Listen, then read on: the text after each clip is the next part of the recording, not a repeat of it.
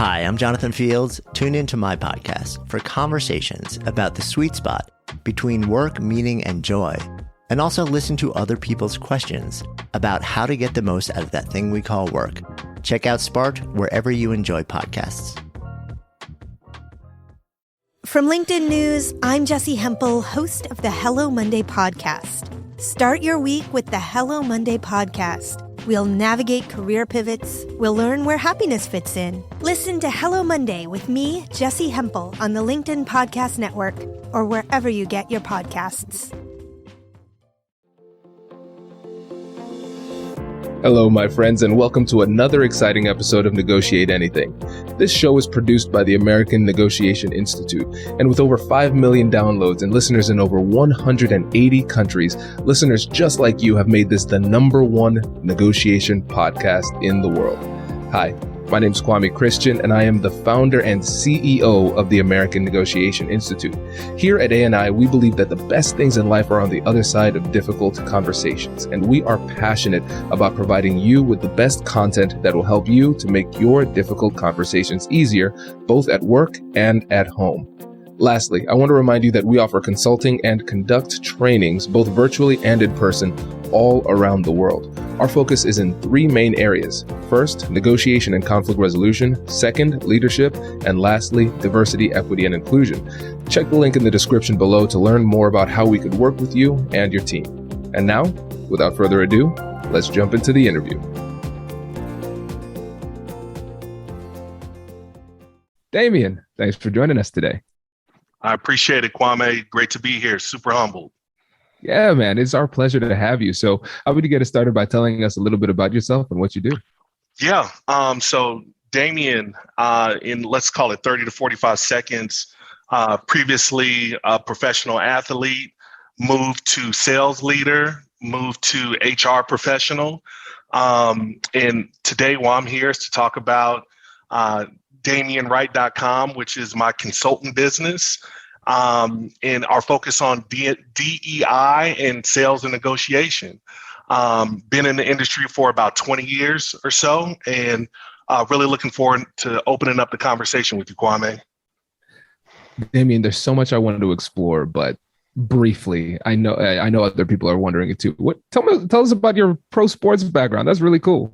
Yeah, so I went to Weber State University, just outside of Salt Lake City in Ogden, Utah. All-American football player, got a chance to play in the league. I tell people I was a scrub at best and didn't make the final cut, but I did make it to the big league. So played for Seattle, and I played in NFL Europe as well. That is amazing. Kudos. Listen, I aspired to be a scrub in my youth, and I didn't make it. So kudos, kudos to you. I appreciate that. Yes. Well, this is great because, of course, on the Negotiate Anything podcast, we are big fans of negotiation. We like sales too. They're cousins. We like that too.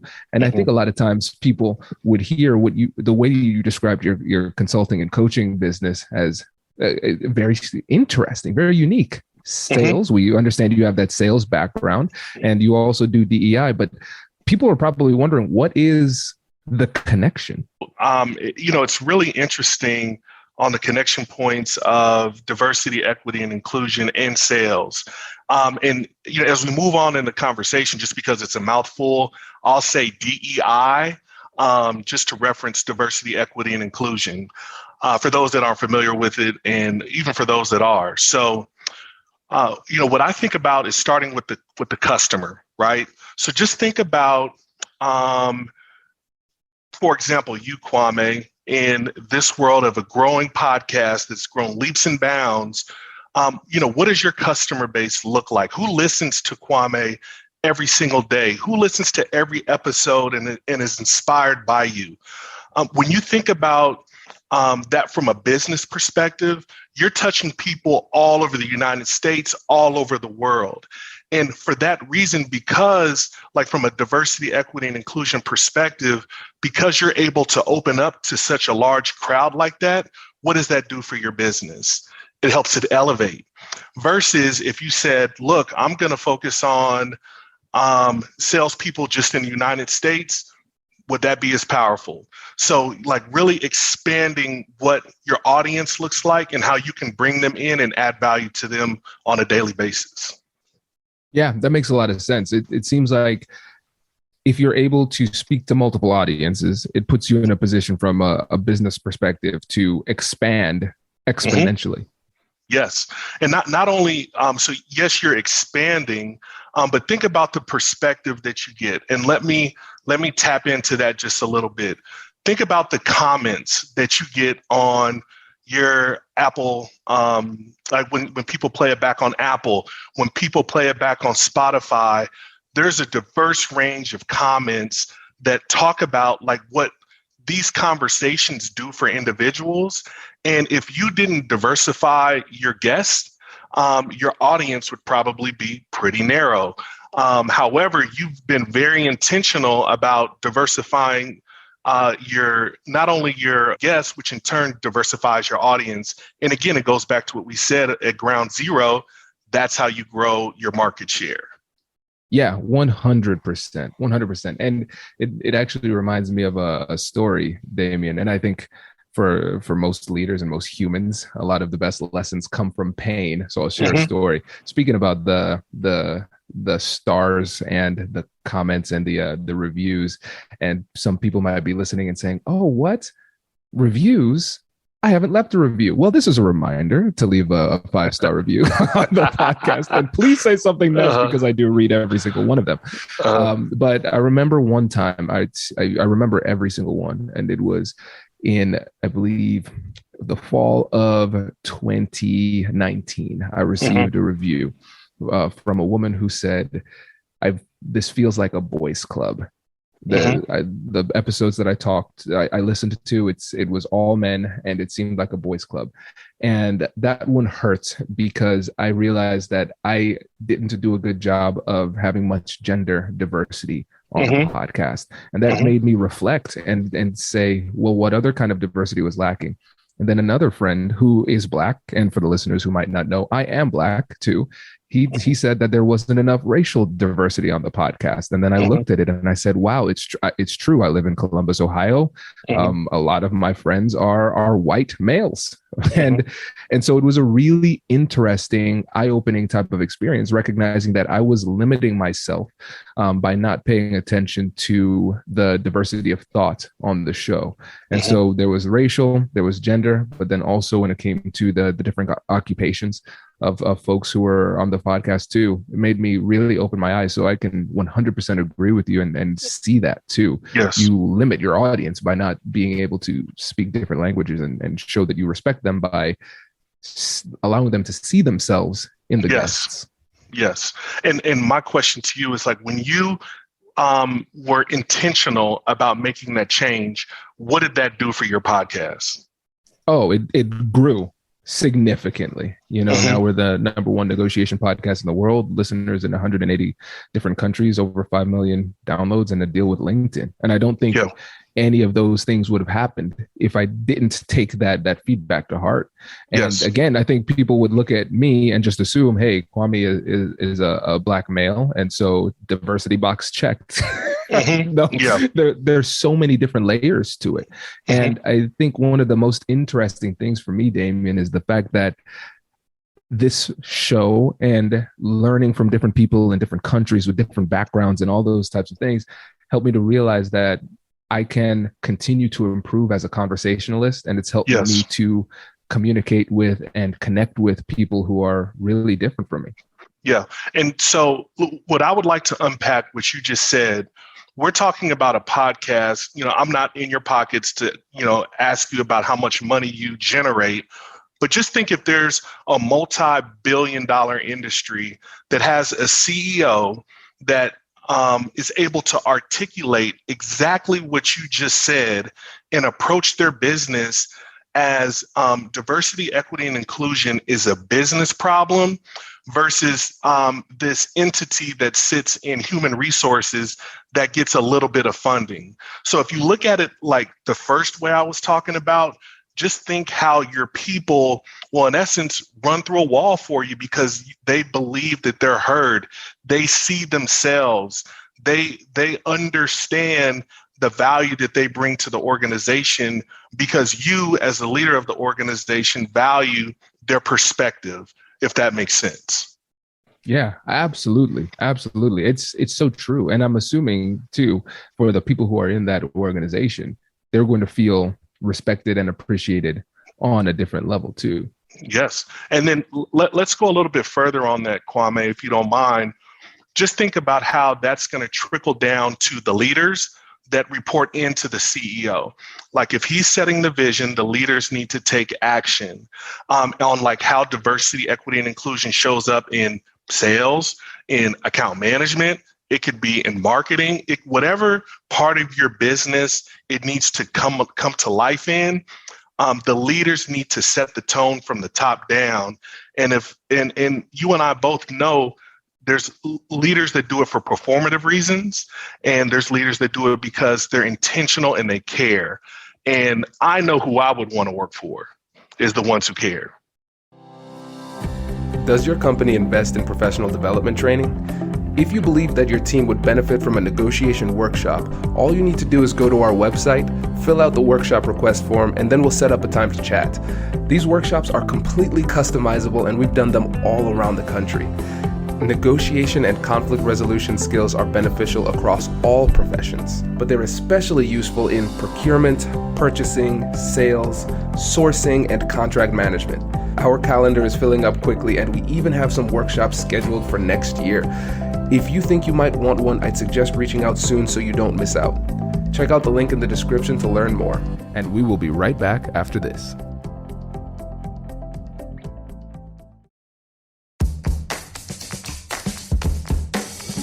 Hey you, I'm Andrew Seaman. Do you want a new job? Or do you want to move forward in your career? Well, you should listen to my weekly show called Get Hired with Andrew Seaman. We talk about it all, and it's waiting for you, yes you, wherever you get your podcasts. Brace the rudders! Raise the sails! Raise the sails! Captain, an unidentified ship is approaching. Over. Roger. Wait, is that an enterprise sales solution? Reach sales professionals, not professional sailors. With LinkedIn ads, you can target the right people by industry, job title, and more. We'll even give you a $100 credit on your next campaign. Get started today at linkedin.com/marketer. Terms and conditions apply. I think when we think about the listeners who are in sales and negotiation, who are more on the transactional side, I think this is really instructive for them as well, because I think it's easy for people who are in the business world to just say, hey, this touchy-feely stuff doesn't apply to me. You know, let's tuck it into HR and I'll do my one training every other year type of thing. Now, when we think about it, even outside of the organization, but for that individual who wants to be better in their role, that doesn't have anything to do with diversity, equity, and inclusion. Can you talk a little bit more about the skills that they could gain from learning more about it? It's all about self-discovery. That's, one of the things that I would unpack is self-discovery, is asking yourself, like, is this important to me? And if it's important to you, what do? You seek places to learn. And, very similar to somebody downloading a American Negotiation Institute podcast, they could do the same on a commute home on a podcast that relates to diversity, equity, inclusion.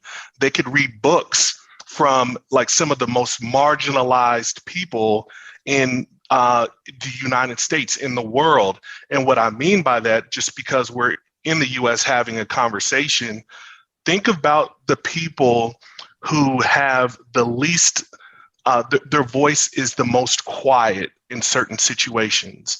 And a lot of the times, unfortunately, that's Latinx women and Black women.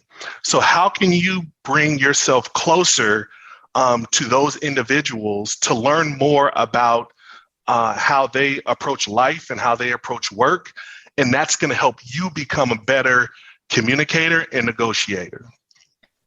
So thus far, Damion, we've done a really great job of addressing the potential benefits of investing in diversity, equity, and inclusion training for yourself in order to improve your skills and things like that. What would you say the potential risks are of not investing in yourself in that way? Yeah, there's a handful of them, and depending on what level you're at, it could be like, let's say you're a CEO and you're a founder. That's going to impact your company's bottom line.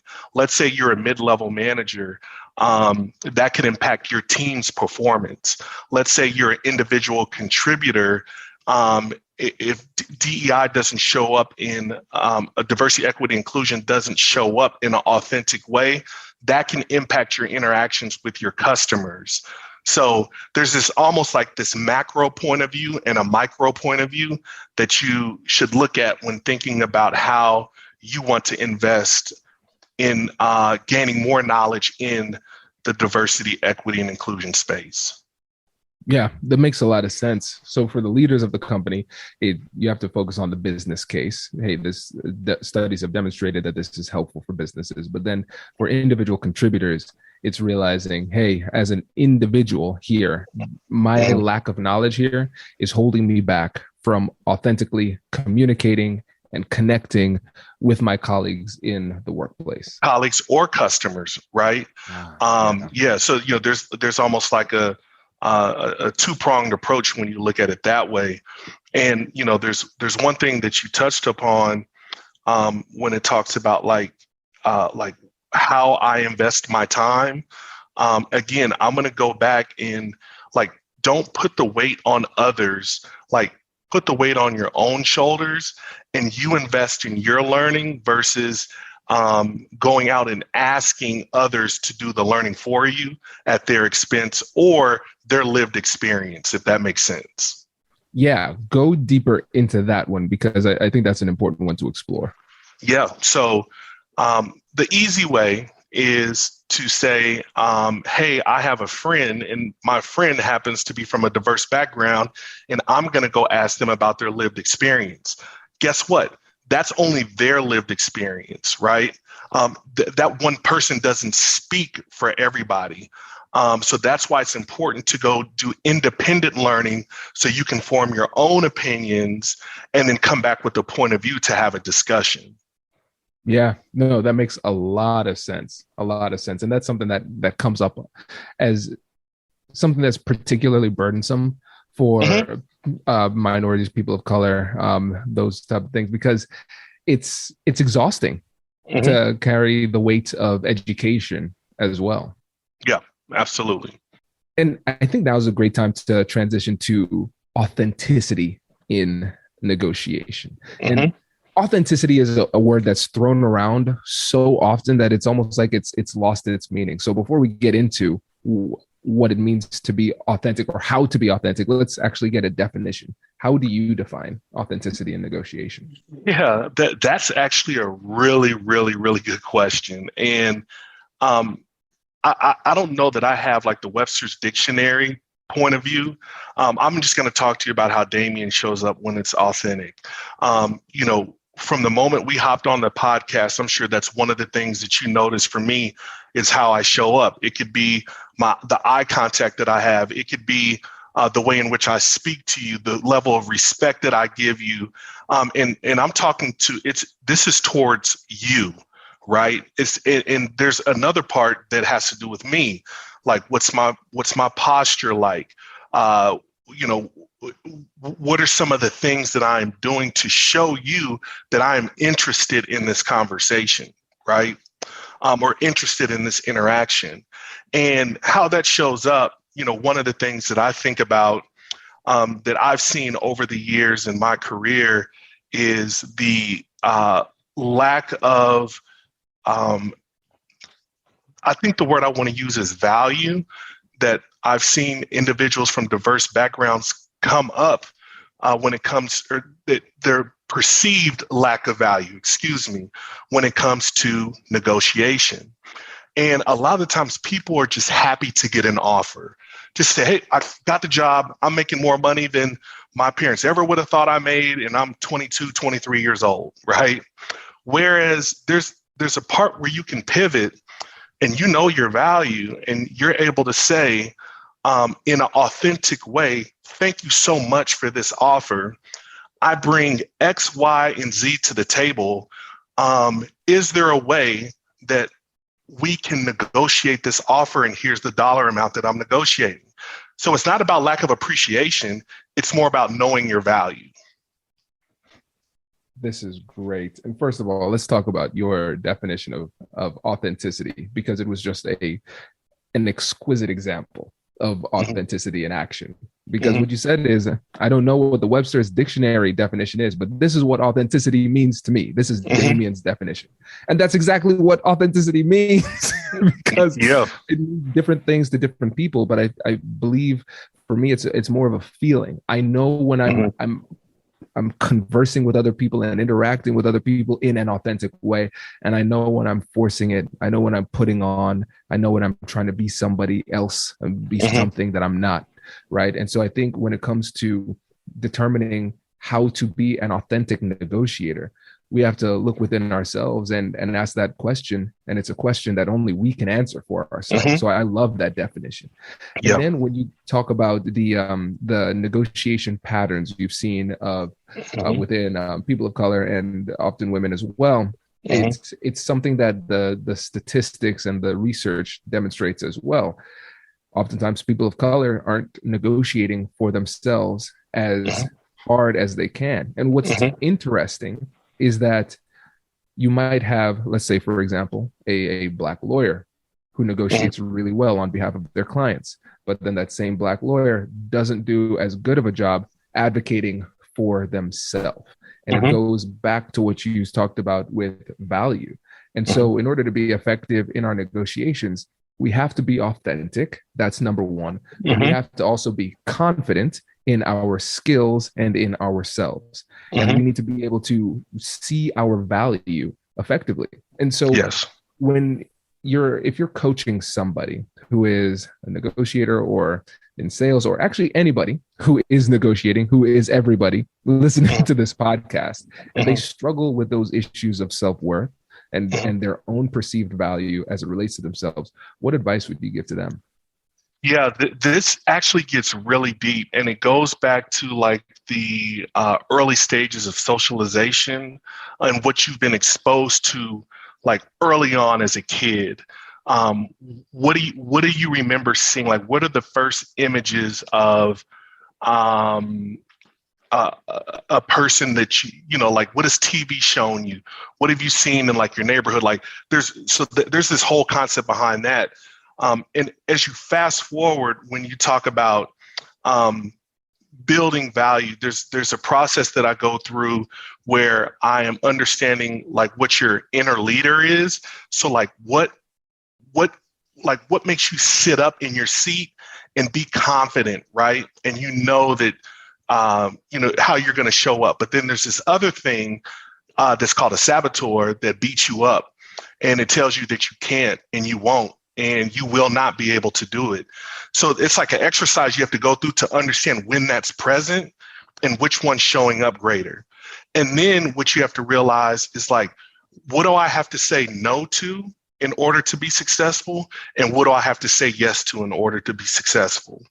And then lastly, like there's like this value set that you build, like that we would collectively build together in these coaching sessions on what's valuable to you, why is it valuable to you, and how does it show up in your, like, how does it show up every single day that you live? So that's just like a small portion of like what has to come to life in order for you to understand your value and advocate for yourself. Oh, there is so much to explore here. And I think you very, very nice negotiation technique. I think you set yourself up for another episode because there is a lot to go in there. Because essentially what we're realizing is that what seemed like a simple question requires a bit more of a complex answer. It's not just, oh, let me sit down and think about it for 3 seconds and then boop, hey, I have self-worth now. I see my value. No, this takes a lot of the time. This takes exercise. It takes work, right? Yes. It takes a coach like you. Check out DamionWright.com for a coach who could walk you through something like this. Sometimes it might actually take therapy, working with a licensed therapy to figure out what is holding you back mentally. But again, it's going to take a lot of self-work. And I was smiling as you were responding because exploring the saboteurs is one of the things that my business coach had me go through. Keita Williams, she's been on the podcast. Nice. And it was really helpful because once I actually went through that exercise, it made the obvious apparent. And what I mean by that is that I recognized these patterns, but I didn't know just how pernicious it was and how consistent it was. And then once I was able to identify it and give it a name and understand precisely what was holding back, oh my goodness, it was so empowering. So yes, listeners, for those of you who want to learn more about that, definitely reach out to Damion and explore those saboteurs, especially because those are things that we all have to a certain extent, and it can really hold you back. But recognizing what's holding you back can be incredibly liberating. 100%. And one of the things that you said that I think is most powerful is like you have to recognize when your saboteur is present. And then once you recognize it, there's the one thing I say is like, why does your saboteur deserve to pay rent? Like, why does it deserve to pay a mortgage in your body? You got to kick him out. You got to evict him. You have to evict whoever that is. And it's not easy to do. Definitely not. But when we have you back on the show, we'll explore how to do that in greater depth. Damion, I really appreciate this. And before you go, can you let the listeners know again about your company? And don't forget to shout out the podcast too and how they can get in touch.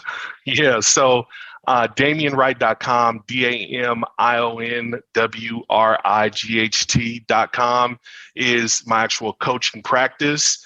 And you can obviously get in touch with me via LinkedIn, Damion Wright, Damion, and open and willing to, have, exploratory conversations. And, especially, Kwame, you all are doing great things here, and definitely hope to be able to come back on and share some of the success stories that came out of this conversation. Absolutely. Damion, really appreciate it. Thanks for coming. Absolutely. Congratulations! You've just joined an elite club. By listening to a full episode, you're now officially on the Negotiate Anything team. So welcome aboard. What most team members do is they subscribe to the podcast because that allows them to automatically get the latest episodes of the show. The best things in life lie on the other side of difficult conversations. Keep learning, keep practicing, and keep getting better. Your relationships will improve, your career will soar, and you'll have the confidence you need to get the most out of these crucial conversations. Again, thank you for joining the team. We're excited to have you, and I will see you in the next episode. I'll catch you later.